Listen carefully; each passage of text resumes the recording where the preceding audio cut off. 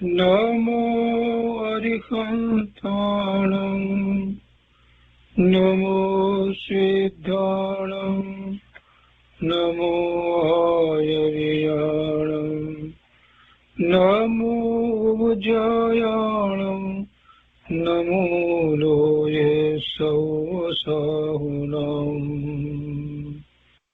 અસપંસ નમોકારો સર્વપાવપનાશનો મંગલાણં ચ સૌવર્તે પરમં મંગલમ અજ્ઞાનતિમિરંધાનાં જ્ઞાનાંજનશલાકયા ચક્ષુન્મીલિतं येन તસ્मै શ્રીગુરવે નમઃ મુખાદિવ્યાકુક્ષિરત્નં સબ્દજિતવર્યાત્મજં શ્રીરાજચन्द्रयहुं વन्दે તત્વલોચનદાયકં પ્રભુતત્વલોચનદાયકં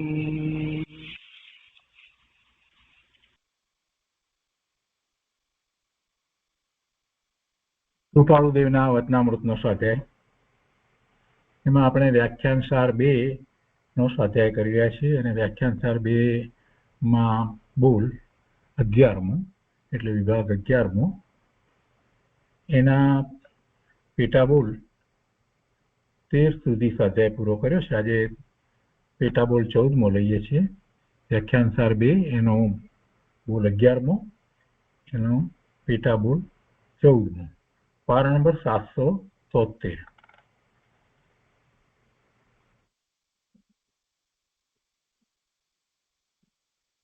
જો ઉદયમાં આવ્યા પહેલા રસમાં મોળાશ કરી નાખવામાં આવે તો આત્મપ્રદેશથી કર્મ ખરી જઈ નિજરા થાય અથવા મંદ રસે ઉદય આવે.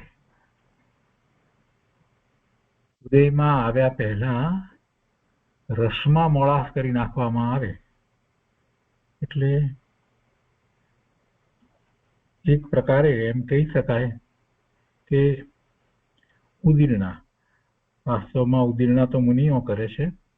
મુનિને એવી ઉદીર્ણા હોય છે કે ઉદયમાં આવ્યા પહેલા એ કર્મને ખેરવી નાખે. પણ હમણાં આમાં એ જ પ્રકારની એક વાત છે કે કર્મ ઉદયમાં આવ્યા પહેલા રસમાં મોળાશ કરી નાખે એટલે એની સાથે જે જોડાય છે એમાં પહેલેથી જ મોળાશ થઈ ગઈ હોય તો જ્યારે ઉદયમાં આવે તો એની સાથે એનું જોડાણ ન થાય એટલે એ વધારે એવા તીવ્ર શુભાશુભ ભાવે ન થાય. અને એવું થાય તો પછી જે ઉદયમાં આવ્યું એ તો હવે ખરી જશે અને નવું જે બંધાશે તે અલ્પ બંધાશે અથવા ન બંધાય એટલે અલ્પ બંધાય. તો એમ રસમાં મોળાશ કરી નાખવામાં આવે તો આત્મપ્રદેશથી કર્મ ખરી જઈ. કર્મ ખરે તો એના વિપાકને કારણે ખરે. એ તો એના વિપાકને કારણે ખરે છે. અહીંયા રસમાં મોળાશ લીધી છે એટલે જે મુનિને જે ખરે છે એ આખી ઉદીર્ણા જે કરે છે એ વસ્તુ જુદી છે. એના એવા ભાવ છે તો એ વખતે જે કર્મના જે ઉદયમાં આવ્યા યોગ સર્વઘાતી જે નિષેકો હોય છે એ દેશઘાતીમાં ફેરવાય છે અને જે હજી ઉદયમાં ભવિષ્યમાં આવવાના છે એ એમાંના કે પછી ઉદયમાં આવતા નથી. એ રીતે એને ઉદીર્ણા હોય છે. પણ અહીંયા જરાક જુદી રીતે જુદી વાત લીધી છે. અહીંયા સામાન્ય જીવને માટેની વાત લીધી છે કે જો ઉદયમાં આવ્યા પહેલા રસમાં મોળાશ કરી નાખવામાં આવે તો આત્મપ્રદેશથી કર્મ ખરી જઈ નિજરા થાય અથવા મંદ રસે ઉદય આવે. તો મંદ રસે ઉદય આવે. ઉદય તો આવે પણ પછી મંદ રસે ઉદય આવે એટલે એ એક પ્રકારે ઉદીર્ણાની વાત છે. ઉદયમાં આવ્યા પહેલા રસમાં મોળાશ કેવી રીતે? જે કર્મ ઉદયમાં આવવાનું છે એની ખબર ન હોય તો એમાં મોળાશ કેવી રીતે થાય?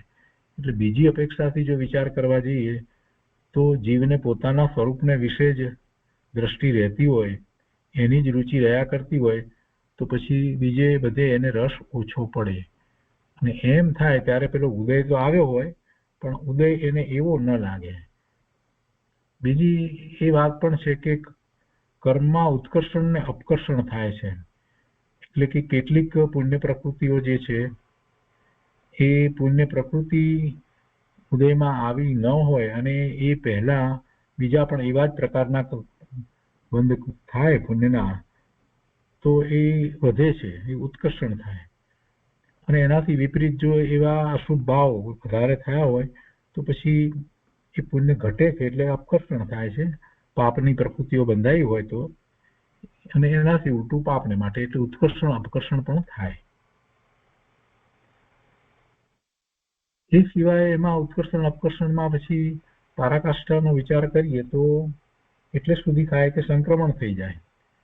પાપની પ્રકૃતિ હોય, પાપના ઉદય હોય અને પછી જીવ ધર્મના માર્ગમાં એટલો બધો આગળ વધી ગયો હોય કે અમુક કર્મની પ્રકૃતિ હજી ઉદયમાં નથી આવી, જે પાપ પ્રકૃતિ એ ઉદયમાં આવે તો એ ઉદય કરતા વધારે એને જે પુણ્યનો બંધ જે પડ્યો છે એ વધારે હોય, એટલે પેલી પ્રકૃતિ જે છે એ પછી પુણ્ય પ્રકૃતિમાં ફેરવાઈ જાય, એવું પણ બને. અથવા તો કેટલીક વખત એમ પણ થાય કે એ પાપનો ઉદય અતિ અલ્પ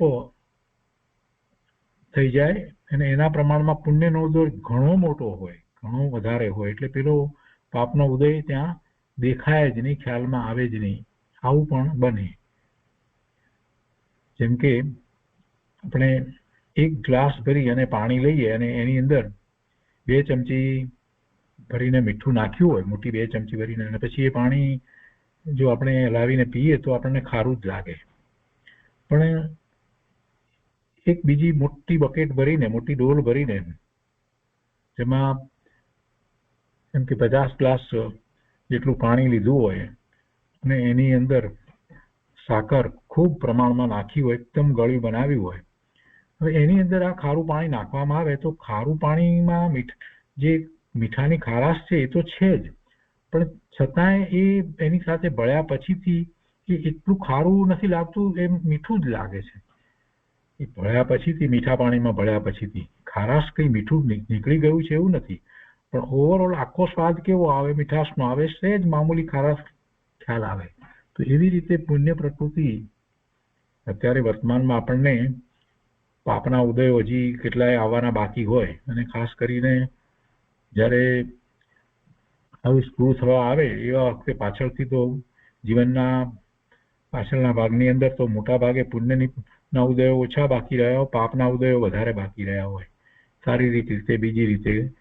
તો એવા પાપના ઉદયો આવતા હોય અને હજી બીજા વધારે આવે, પણ એ પહેલાથી જ જીવ પોતે શુભ ભાવમાં ખૂબ પ્રવર્તે અને એટલા બધા પુણ્યનો બંધ કરે તો કેટલીક પાપની પ્રકૃતિના ઉદય આવે, પણ એની સામે પુણ્યનો ઉદય એ જ વખતે એટલો મોટો હોય કે એને લીધે એને ખરેખર દુઃખ કે અસાતા કે અશાંતિ થાય નહીં, એવું બને. શારીરિક ઉદયમાં પણ એવું બને કે એ તીવ્ર ઉદય એવો આવવાનો હોય શરીરમાં, તો એના સ્થાને એ મંદ ઉદય આવે એવું પણ બને.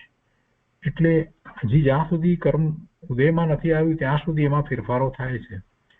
આયુષ કર્મમાં ફેરફાર એટલા માટે નથી થતા એ તો ઉદયમાં વર્તે જ છે, ત્યારે આયુષ જે છે તેની અંદર ફેરફાર ન થાય, પણ હવે પછીનું જે આયુષ બંધાયું છે, ધારો કે બંધાઈ ગયું હોય, તો એમાં હજી એ ઉદયમાં નથી આવ્યું ત્યાં સુધી એમાં ફેરફાર થઈ શકે.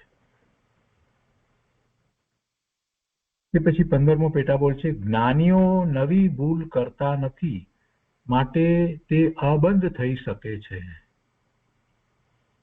જ્ઞાનીઓ નવી ભૂલ કરતા નથી માટે તે અબંધ થઈ શકે છે. નવી ભૂલ કરે તો નવા બંધ પડે ને, એવી ભૂલ કરે નહીં તો પછી જે પૂર્વના જે બંધ પડ્યા છે એ તો એનો સ્થિતિબંધ છે, એટલે એ ઉદયમાં આવીને ખરી જાય છે. અને જ્ઞાની છે તો એ જે કર્મ ઉદયમાં આવે છે એની સાથે એ જોડાતા પણ નથી, એમની દ્રષ્ટિ તો સ્વરૂપ તરફ રહે છે, એટલે એમને તો નિજરા થાય છે. વિપાક નિજરા તો બધાને થતી હોય, પણ આ જ્ઞાની છે એમને એ કર્મ ઉદયમાં આવ્યું છે એ વખતે એનું લક્ષ્ય નથી કરતા, એટલે નવા કર્મ બંધાતા નથી.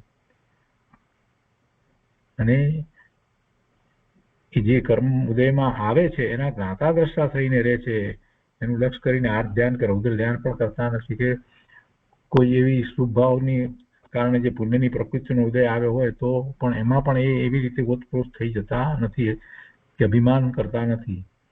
એટલે એ રીતે જ્ઞાનીઓ એ કર્મના ઉદયો સાથે જોડાવાની ભૂલ કરતા નથી, માટે તે અબંધ થઈ શકે છે. એટલે પછી એનો એક કર્મ ઉદયમાં આવ્યું એ તો ખરી ગયું, એમ જે બંધાયેલા કર્મ ઉદયમાં આવ્યા કરે અને ખર્યા કરે અને આ તરફ એ નવા બંધ નથી કરતા, તો એમ એને ઘણી નિદ્રા થાય, શુદ્ધિની વૃદ્ધિ થાય.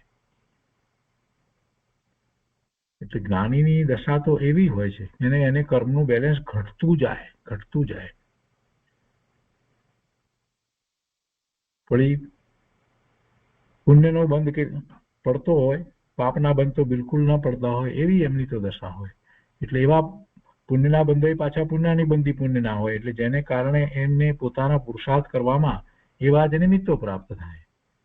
એટલે એક વખત મિથ્યાત્વ જાય અને જીવની દ્રષ્ટિ સ્વરૂપ તરફ રહે, પછી આખું બધું બદલાઈ જાય છે. જ્ઞાની કોને કહેવાય? જ્ઞાની એને કહીએ કે જેનું મિથ્યાત્વ ગયું છે એ જ્ઞાની છે, એ હવે અજ્ઞાન ભાવે નથી પ્રવર્તતા.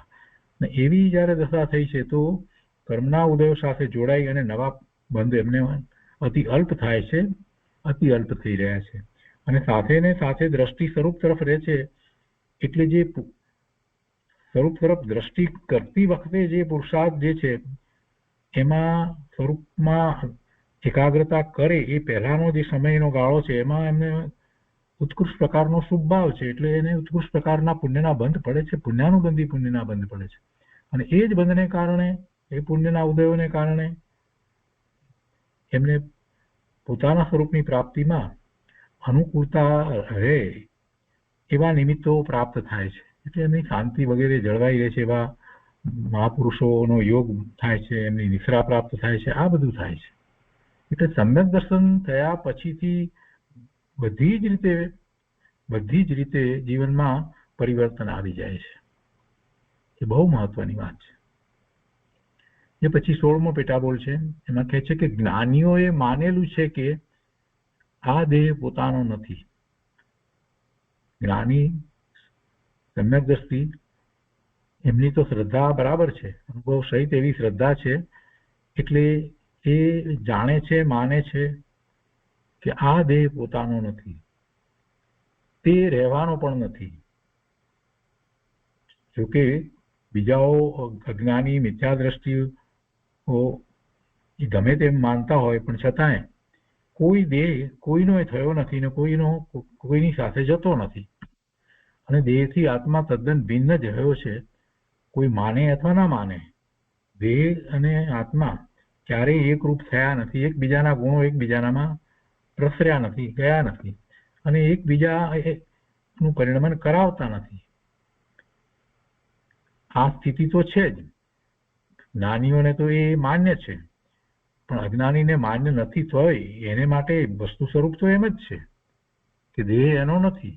એ નથી માનતો એટલે કાંઈ દેહ એનો થઈ જાય છે? દેખે કે ના, દેહ મારો છે ને હું ધારું એ પ્રમાણે કરી શકું, દેહમાં ફેરફારો હું ઈચ્છું એ પ્રમાણે કરી શકું, ને જે પ્રમાણે રાખવું હોય એ પ્રમાણે રાખવું, બધું કરી શકું. સાયન્સ એટલું બધું આગળ વધી ગયું છે એટલે આમ છે ને તેમ છે, આવી વાત કરે, પણ એથી કઈ વસ્તુ સ્વરૂપ બદલાતું નથી. એટલે દેહ કોઈનોય નથી. જ્ઞાની તો બરાબર સાચી શ્રદ્ધા સહિત પ્રવર્તે છે. એટલે જ્ઞાનીઓએ માનેલું છે કે આ દેહ પોતાનો નથી અને એ દેહ રહેવાનો પણ નથી, કેમ કે એના પૂતગળ જે પરમાણુઓ જે છે એ એમાંથી ખરી જવાના છે, છૂટા પડી જવાના છે. જ્યારે ત્યારે પણ તેનો વિયોગ થવાનો છે.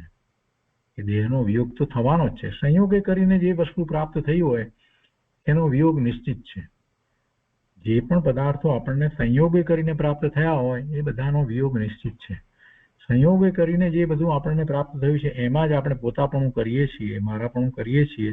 અને જેટલું તીવ્રતાથી મારાપણું, પોતાપણું કરીએ છીએ અને એમાં એટલો તીવ્રતાથી ભોગવવાનો ભાવ થાય છે તો વધારે તીવ્ર બંધ પડે છે.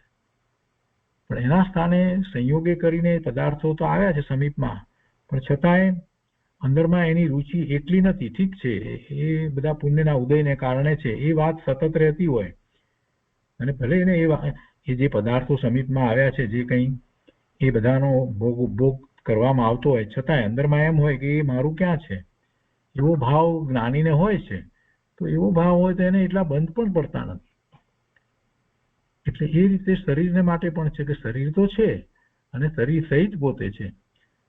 શરીરને એ સ્વચ્છ રાખે છે અને શરીરના પોષણ માટે ખોરાક પણ લે છે. બધી વાત બરાબર છે, પણ છતાંય અંદરમાં તો એને એમ છે કે કંઈ પોતાનું નથી ને એ કંઈ રહેવાનું નથી અને એના પરમાણુ પણ બધા છેવટે તો ખરી જવાના છે, જુદા પડી જ જવાના છે. એટલે એ સંયોગી વસ્તુ જે છે, તો જેનો સંયોગ હોય એનો વિયોગ તો થાય જ છે. આ વાત એની શ્રદ્ધામાં, જ્ઞાનીની શ્રદ્ધામાં બરાબર છે. એટલે એની દ્રષ્ટિ તો પોતાનું જે છે, જે સંયોગે કરીને પ્રાપ્ત નથી થયું, પણ સનાતન પોતાનું જ છે, એવું પોતાનું શુદ્ધ સ્વરૂપ છે. એટલે એની એને દ્રષ્ટિ રહ્યા કરે છે. તો એ આગળ કહે છે કે એ ભેદ વિજ્ઞાનને લઈને હંમેશા નગારા વાગતા હોય તેવી રીતે તેના કાને પડે છે. શું કે આ શરીર છે એ પોતાનું નથી અને એ સંયોગી પદાર્થ છે અને સંયોગ છે એનો વિયોગ થવાનો જ છે, એ વાત એને સતત રહ્યા કરે છે. એટલે અહીંયા તો એને સતત રહે છે અને હંમેશા જ રહે છે અને જોરપૂર્વક રહે છે. એ જ વાત બરાબર રહે છે, ભૂલાઈ નથી જતી એમ કેવું છે. એટલે એમ કહ્યું કે એવું ભેદ જ્ઞાન પોતે શરીરથી જુદો છે, એવું ભેદ વિજ્ઞાન છે તે એને લઈને હંમેશા નગારા વાગતા હોય તેવી રીતે તેના કાને પડે છે. કાંઈ ખરેખર કોઈ બોલે છે અને સંભળાય છે એમ નહીં, પણ અંદરમાંથી એમ આખો એવો રણકાર ઉઠે છે કે આ શરીર, આ બધું સંયોગી કરીને જે પ્રાપ્ત થયું, એક પણ વસ્તુ મારી નથી, હું એનાથી જુદો ભિન્ન ભગવાન આત્મા શુદ્ધ જ્ઞાન સ્વરૂપ છું. અને એનાથી વિપરીત વાત પણ કહે છે કે અને અજ્ઞાનીના કાન બહેરા હોય છે એટલે તે જાણતો નથી. હવે જીવ માત્રને સંસાર પર્યાયમાં જે શરીર છે એ એનાથી જુદું જ છે, પણ હવે આ વાતને અજ્ઞાની માનતો નથી એટલે એને બહેરો કયો. એ અજ્ઞાનીના કાન બહેરા હોય છે એટલે એ જાણતો નથી. જાણતો શું નથી, એને એ તરફની રુચિ નથી અને એ બહારમાં ને બહારમાં સુખની બુદ્ધિ કરી અને એવી કલ્પના કરી અને રાચી રહ્યો છે. કેમ કે મિથ્યાત્વ સહિત છે ને, અજ્ઞાની છે એટલે મિથ્યાત્વ સહિત છે. માન્યતા બધી જ વિપરીત છે. કોનાથી વિપરીત છે? ભગવાને જે રીતે વસ્તુ સ્વરૂપ પ્રકાશ્યું છે એનાથી બધી માન્યતા એની ઊંધી છે, વિપરીત છે. એટલે એ અજ્ઞાનીના કાન બહેરા કહો કે અંધાપો કહો કે જે એને માપ્યું અપાય, કે પછી એને મિથ્યાત્વનો દારૂ પીધો છે, કે એ અનેક પ્રકારે જ્ઞાની પુરુષોએ એ વાત કરી છે મિથ્યાત્વને માટે ને એ મિથ્યાત્વને છોડાવવા માટે કે આવું મિથ્યાત્વ છે. એ પછી 17મો પેટા બોલ છે,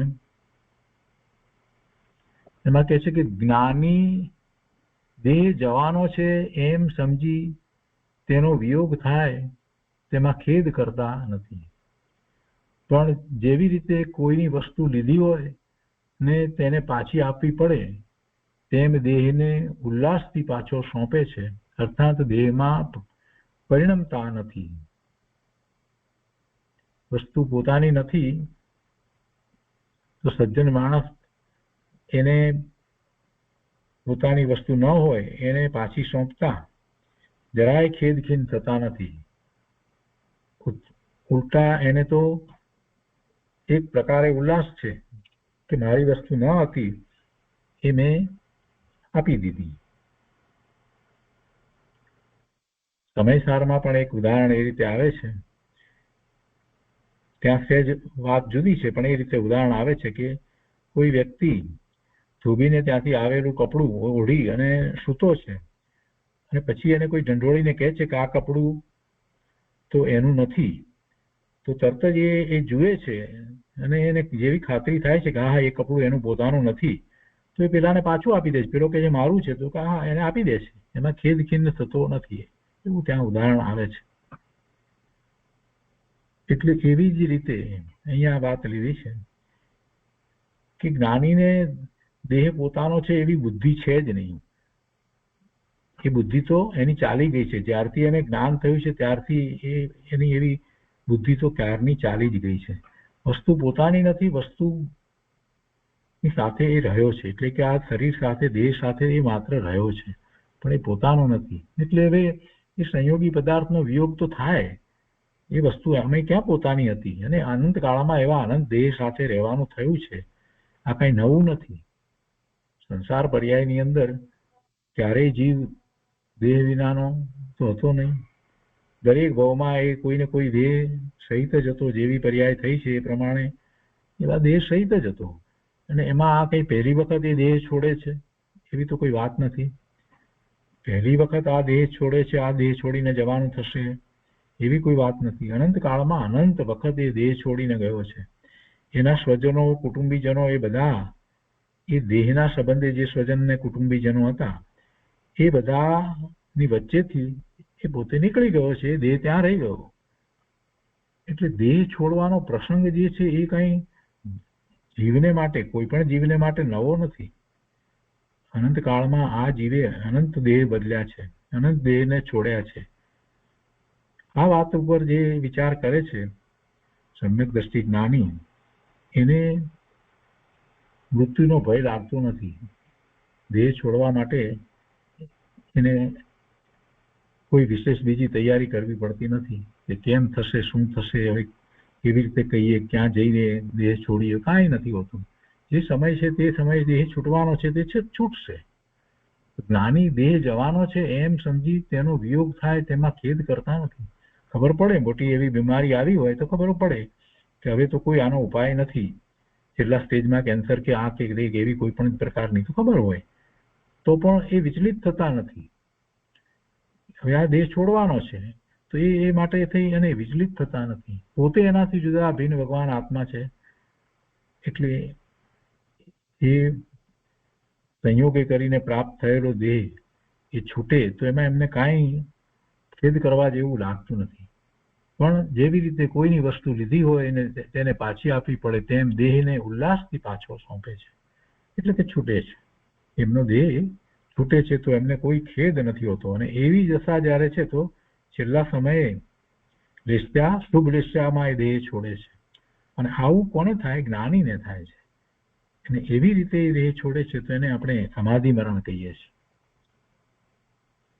અહીંયા કહે છે કે દેહ પાછો સોંપે છે, અર્થાત દેહમાં પરિણમતા નથી.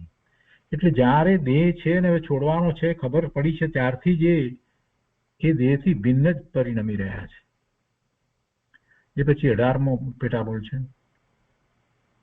એમાં કહે છે કે દેહ અને આત્માનો ભેદ પાડવો તે ભેદ જ્ઞાન. જ્ઞાનીઓનો તે જાપ છે. ભેદ જ્ઞાન એ જ્ઞાનીનો જાપ છે. શું ભેદ જ્ઞાન? કે શરીરથી પોતે જુદા છે, ભિન્ન છે. અને અહીંયા તો દેહની વાત કરી, પણ બધી જ વાત એમાં આવી જાય. જગતના બધા પદાર્થોથી પોતે ભિન્ન છે અને જે સૌથી નજીક છે અને જે ખ્યાલમાં આવે છે એવો આ દેહ, આ શરીર, એનાથી પોતે જુદા છે. પણ એથી આગળ વધીને જ્ઞાનીને જેને અનુભૂતિ થઈ છે એને તો પરના લક્ષ્ય થતા જે ભાવ છે એનાથી પણ પોતે જુદા છે એ વાત સતત રહ્યા કરે છે. એટલે સવિકલ્પ દશાની અંદર જે કાંઈ વિકલ્પ, શુભ ભાવ, અશુભ ભાવ જે થાય છે તો એનું કરતા પણ એમને નથી હોતું. એ રુચિપૂર્વક એ કાંઈ કરે છે એવું નથી. એના પણ તો જ્ઞાતા દ્રષ્ટા થઈ જાય છે.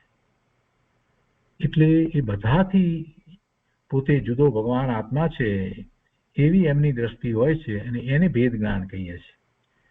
પહેલી વખત જ્યારે સમ્યક દર્શન થાય છે ત્યારે એ જ વખતે એમ કે ભેદ જ્ઞાન એવું થાય છે કે બીજા બધાથી જુદો પોતે પોતાને અનુભવે છે. એ ભેદ જ્ઞાનનો કાળ અને પોતાને અનુભૂતિનો કાળ એ બધો એક જ કાળ છે.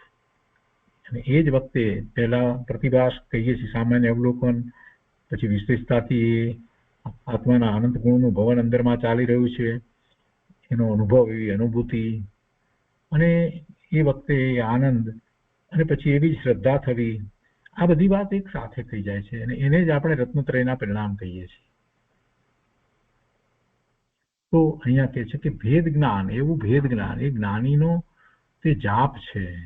એટલે તે જાપથી દેહ અને આત્મા જુદા પાડી શકે છે. એ જ્ઞાની થયા છે એને એવી અનુભૂતિ થઈ છે, વેદ જ્ઞાન થયું છે અને પછી વેદ જ્ઞાન સતત રહે છે એમ કહેવાનો આશય છે. જેવું પોતાના સ્વરૂપનું લક્ષ્ય કરે છે તો તરત જ આ શરીરથી પોતે જુદો છે એ વાત તરત જ આવી જાય છે.